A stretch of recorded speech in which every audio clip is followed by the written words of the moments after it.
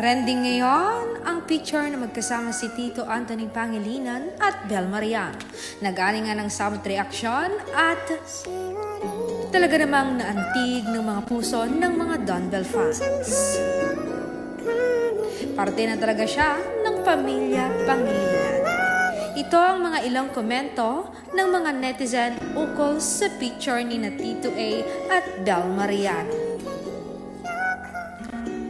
Ayon nga kay Telma Baklig, hindi na po nakakapagtaka na napapalapit siya sa Pangilinan. Marespeto, mabuting tao, may delakadesa at sa ugali, wala kang narinig na nega. Sabi nga ni Donnie, hindi mahirap mahalin si Miss Bel kasi nasa kanya na ang lahat na hinahanap ng isang lalaki.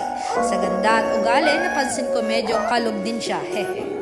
Ayon naman kay Nora Rog, soon to be a daughter-in-law or 5 years from now.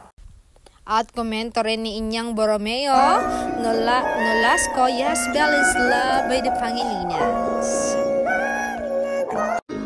At ayon naman kay Jerry Rosales, a beautiful moment with Bel and her soon-to-be father-in-law, Anthony Pangilinan. At komento naman niya, Keisha, sana po may video yan kahit konti lang.